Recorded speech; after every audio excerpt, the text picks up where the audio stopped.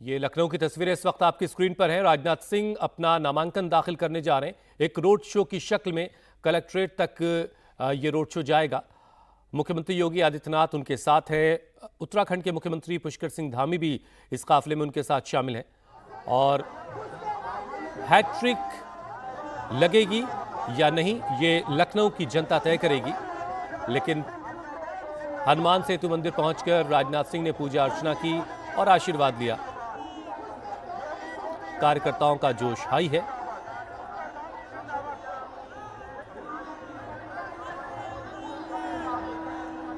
तो आज दो बड़े नामों के नामांकन हो रहे हैं। एक तरफ स्मृति ईरानी अब से कुछ देर में अपना नामांकन दाखिल करेंगी, तो लखनऊ में राजनाथ सिंह अपना पर्चा दाखिल करने के लिए रोड शो शुरू कर चुके हैं।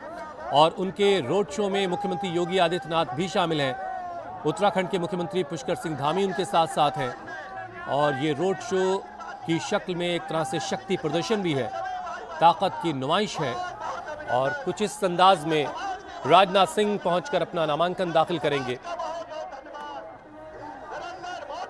उम्मीद ये की जा रही कि इस बार राजनाथ सिंह लखनऊ से हैट्रिक लगाएंगे। तीसरी बार वो वहां से सांसद चुने जाएंगे, इस बात की उम्मीद बीजेपी कर रही है।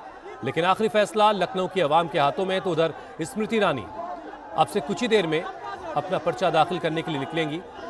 कलेक्ट्रेट तक रोड शो होगा, शक्ति प्रदर्शन होगा और मध्य प्रदेश के मुख्यमंत्री मोहन यादव भी उनके साथ साथ होंगे। तो ये दो नामांकन आज होने हैं। एक तरफ लखनऊ में राजनाथ सिंह, रक्षा मंत्री राजनाथ सिंह अपना नामांकन दाखिल करेंगे, तो स्मृति ईरानी अमेठी से अपना पर्चा आज भरेंगी।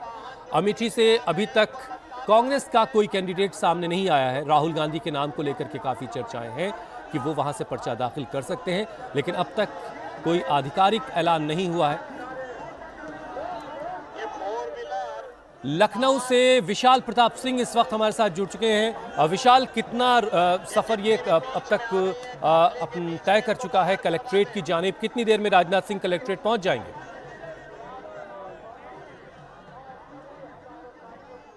राजनाथ सिंह का जो नामांकन को लेकर के रोड शो है वो अब से लगभग 10 मिनट पहले शुरू हो चुका है। जो कलेक्ट्रेट पहुंचने की जगह है वो महज 3 किलोमीटर है, लेकिन समर्थक इतनी ज्यादा हैं, गाड़ियां इतनी ज्यादा हैं, लोग इतने ज्यादा हैं, बीजेपी समर्थक इतने ज्यादा हैं कि पूरी रोड आप देखिए, हजरतगंज से चारबाग की ओर जो कलेक्ट्रेट की ओर ये रोड जाती है, ये पूरी तरीके से ब्लॉक है, पूरी तरीके से जाम है। सुरक्षा के व्यापक इंतजाम किए गए हैं, लेकिन लोग इतने ज्यादा है, समर्थक इतने ज्यादा है। लखनऊ के गढ़ में नामांकन हो रहा है, बीजेपी के गढ़ में नामांकन हो रहा है, तो स्वाभाविक है लोग भी हैं, समर्थक भी हैं, उत्साह भी है। तो कम से कम 1 से 1.5 घंटा लग सकता है कलेक्ट्रेट में पहुंचने को राजनाथ सिंह को। हमारे साथ तमाम समर्थक मौजूद हैं हुसैन, उनसे सीधे बात कर लेते हैं और जानते हैं कि किस तरीके से वो लोग उत्साहित हैं आज राजनाथ सिंह के रोड शो को लेकर के। आप बताइए, अल्पसंख्यक समुदाय का समर्थन मिल रहा है राजनाथ जी को, बीजेपी को? पूरे तरीके से मिल रहा है, क्योंकि जिस तरीके से भारतीय जनता पार्टी ने आदरणीय मोदी जी के नेतृत्व में जो सरकार चल रही है, इन्होंने जो मुस्लिमों के लिए काम किया बहुत बेहतर किया। जैसे 3 तलाक का मामला हो गया, आधी रोटी खाएंगे, बच्चों को पढ़ाएंगे और तमाम इस तरीके से जो मुस्लिमों के लिए बहुत बेहतर और बहुत अच्छा कदम रहा है। इसलिए हम सभी लोगों का, सभी मुस्लिमों का जो समर्थन जो आदरणीय राजनाथ सिंह जी के साथ और आदरणीय मोदी जी के साथ है। जी तो कह रहे हैं कि मुसलमानों का पूरा समर्थन गठबंधन को जा रहा है, बीजेपी 400 सीटें हारने जा रही है। कहने के लिए तो तमाम लोग अलग अलग तरीके से दावे कर रहे हैं, लेकिन आपके सामने नतीजा होगा। आप देखेंगे इससे पहले भी विधानसभा में तमाम लोगों ने दावा किया था, लेकिन प्रचंड बहुमत के साथ हमारी सरकार आई थी और इंशाअल्लाह तबारक तआला फिर उसी तरीके से 400 पार इंशाअल्लाह तबारक तआला सीट आएगी और आदरणीय मोदी जी हमारे फिर तीसरी मर्तबा प्रधानमंत्री होंगे। नारी शक्ति इस बार कितना साथ दे रही है बीजेपी का और राजनाथ जी का? नारी शक्ति वंदन जो अधिनियम पारित हुआ है, मुझे लगता है इसका बहुत जबरदस्त परिणाम देखने को मिलेगा, क्योंकि महिलाएं वैसे भी सशक्त थीं और इस सरकार में आने के बाद जिस तरह से हमारा आप देख रहे हैं कि महिलाओं के लिए सड़क पे चलना कितना आसान हो गया है। रात के 1-1 बजे तक, 2-2 बजे तक महिलाएं आराम से निकल रही हैं। महिलाएं सुरक्षित महसूस करती हैं बीजेपी सरकार में खुद को? डेफिनेटली महसूस कर रही हैं। यही वजह है कि अगर आप देखेंगे तो रोजगार में और अपने सेल्फ एम्प्लॉयमेंट में भी महिलाओं का बहुत बड़ा हाथ आगे आया है और बहुत बढ़ के लड़कियां काम कर रही हैं। गजब की गर्मी है पूरे उत्तर भारत में, लखनऊ में भी गर्मी बहुत ज्यादा है, लेकिन जो महिलाएं हैं उनका जो उत्साह है वो जबरदस्त तरीके से देखने को मिल रहा है। हजारों की तादाद में महिलाएं मौजूद हैं। मैम, किस तरीके से बीजेपी को आप लोग सपोर्ट करने आई है इस प्रचंड गर्मी में? एक तो आपसे कहना चाहूंगी कि धन्यवाद आप सबका। विशाल, मौसम की गर्मी और ऊपर से राजनीतिक गर्मी दोनों इस वक्त जो है वो अपने चरम पर है। और राजनाथ सिंह के नामांकन में दिग्गजों का भी जमावड़ा लगा है। डिप्टी सीएम ब्रजेश पाठक भी पहुंचे हैं। इंडिया टीवी से बातचीत में ब्रजेश पाठक ने कहा कि इस बार लखनऊ में जीत का मार्जिन 5 लाख से ज्यादा होने वाला है। डिप्टी सीएम ब्रजेश पाठक जी हमारे साथ मौजूद हैं। ब्रजेश जी, राजनाथ जी का नामांकन है, इस बार 5 लाख पार होगा। देखिए, राजनाथ जी का नॉमिनेशन है, आप देखेंगे 80 के 80 सीटें लोकसभा जीतेंगे। लखनऊ में क्लीन स्वीप है, विपक्ष लड़ाई में ही नहीं है, विपक्ष पूरी तरह से फेल है, दिग्भ्रमित है। राजनाथ जी लखनऊ से एक तरफा जीतेंगे। अखिलेश जी कह रहे हैं कि 400 सीटें बीजेपी हारने जा रही है। समाजवादी पार्टी डिरेल्ड है, 0 सीट पाएगी। मुसलमानों को हक देने की कोशिश कर रही है कांग्रेस पार्टी। देखिए, आप जानते हैं कांग्रेस पार्टी का हमेशा ऐसे ही रहा है। अभी आ रहे हैं ब्रजेश पाठक जी हमारे साथ मौजूद हैं। Sir, deputy CM Brajesh Pathak को आपने सुना, जिनका कहना है कि बड़े मार्जिन से राजनाथ सिंह चुनाव जीतने जा रहे हैं और बड़ी संख्या में जो हुजूम है कार्यकर्ताओं का, वो दिखाता है कि इस समय उत्तर प्रदेश की राजधानी लखनऊ में किस तरीके से कार्यकर्ताओं में उत्साह है और सभी लोग कटिबद्ध हैं इस बात को लेकर के वो राजनाथ सिंह को जिताएं। अब 4 जून को यह तय होगा कि राजनाथ सिंह का जो पॉलिटिकल भविष्य है उसका आंकड़ा क्या आता है।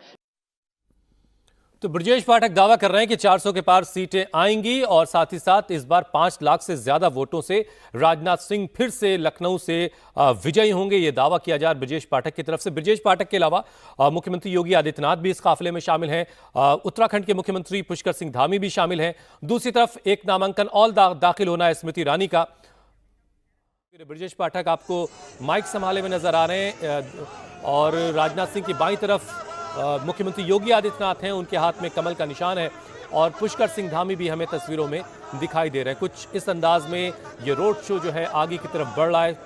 चूंकि लोगों का अच्छा खासा हुजूम है, इसलिए ये काफिला धीरे धीरे आगे की तरफ बढ़ रहा है। जैसा कि विशाल हमें बता रहे थे, कोई बहुत दूरी नहीं है, बावजूद इसके इस काफिले को कलेक्ट्रेट तक पहुंचने में 1 से 1.5 घंटे का वक्त अभी और लगेगा। चूंकि बहुत सारे लोग इस नामांकन से पहले वाले रोड शो में राजनाथ सिंह के हमराह हैं और जो उनके साथ साथ काफिले के साथ चल रहे हैं। एक और नामांकन आज होना है स्मृति ईरानी का, जो अब से कुछ ही देर में रोड शो शुरू करेंगी और वो अभी आज अपना नामांकन दाखिल करेंगी।